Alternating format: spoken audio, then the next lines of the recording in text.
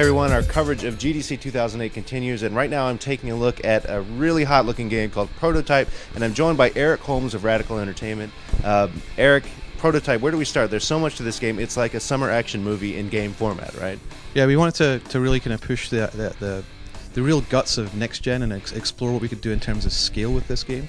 So we have a really over-the-top action game in a very, very intense New York City, and a character with powers that you just haven't seen before.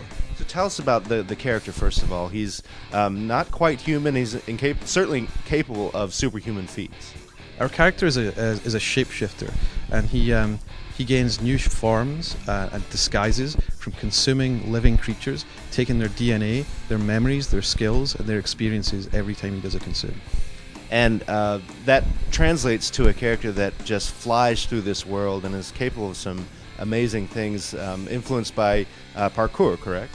Parkour was kind of the foundation for our movement, but it's not really a true form of parkour. We've really kind of taken it to a superhuman level where it's over the top. So for example, you can run straight up the side of a skyscraper, not really a parkour technique, but you can use parkour like flips to clear through lanes of moving traffic that may be driving towards you. And tell us about the city. Seems like New York City is a character in this game. Huge open world environments, correct? Yeah, our New York City environment is very important to us in the sense that we have fantastic events taking place in this game. There's a viral outbreak that threatens everyone's life on the Manhattan Island, and the island itself is sealed off. So the reality of New York City, that feeling of being grounded there and realizing a very, very recognizable, iconic city is very important to us for this, because we want to have that disturbing duality, that offset of something familiar with something fantastic and wrong happening in it. And you have multiple factions in this game. Break down how the factions work in the game. Well, we have the military who move in to secure the island and try and stomp out the viral outbreaks. That's mostly formed by the Marines, and then there's the Black Watch Special Forces who seem to know a lot about this viral outbreak and exactly how it operates and how to take it on.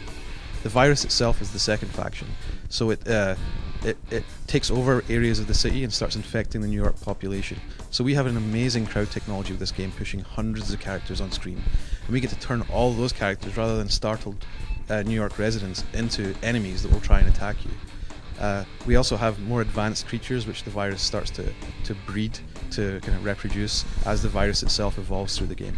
The last faction in the game is you. You're in the war between both of these factions, and you're trying to discover what your link is, possibly to both of them. And that results in some pretty crazy meetings between those three factions. We saw just a meltdown in Times Square. I guess the question becomes, with all this action happening around you, how do you break up the missions in the game into something that follows as a story? Well, the story is very important to us, and we're going to realize it obviously through cinematics. They're very important to us, that it's a very cinematic feeling story, but we're also going to realize the story and the events taking place through a thing called the web of intrigue, and that's a feature where we're going to use that element that the character has, that concept of he takes the memories of those he consumes, and he's kind of like a living detective story told through the gameplay. So rather than you learning about the conspiracy through cutscenes or dialogue, you're actually experiencing fragments of the conspiracy by consuming conspirator and then linking out to new ones in there. So we're realizing this kind of storytelling mechanic in a new and interesting way. So you've seen the character moving all over the city, jumping and running up walls and changing direction in midair. He's obviously capable of some amazing things, but he's also going to have weapons and access to vehicles. What can you tell us about that? Well, the character will definitely have access to all the firearms in the game and all the vehicles that the military bring to bear. So there's a constant sense of kind of supply and demand. If they bring in strike teams to attack you, well, you can turn that around and use one of those vehicles yourself. But the real kind of centerpiece of the action in this game is the player's powers. So the player can shapeshift his whole body into entirely new forms suited for different style of combat. He can produce huge blades from his arms. He can elasticate one of his arms and use that with sharpened edges to skewer entire crowds of people. He can tunnel some of his tissue under the ground and produce giant hardened spikes from underneath the earth. So these are a whole bunch of things which we think are new, I guess, new ways to realize this character and new ways to I guess experience over-the-top combat, and we think that's a really important part of a kind of a next-gen game, and that's what we're bringing to it. And the disguise element plays a big deal here. You take on the capabilities of the people you consume, right? Well, you take on their identities. In theory, there are some which you get capabilities from too, like access to artillery if you take over a commander. But Yeah, the real trick is the identities. You can use it to masquerade, you can use it to confuse people, you can use it to join military units to redirect the military who may think they've found you by telling them that one of their guys is actually the prototype, and then they'll all kill him and let you go. Cool. So, Eric, thank you very much for your time. I'm sure the question that's remaining on everybody's mind is, when is this game coming out? Sometime in 2008, I believe.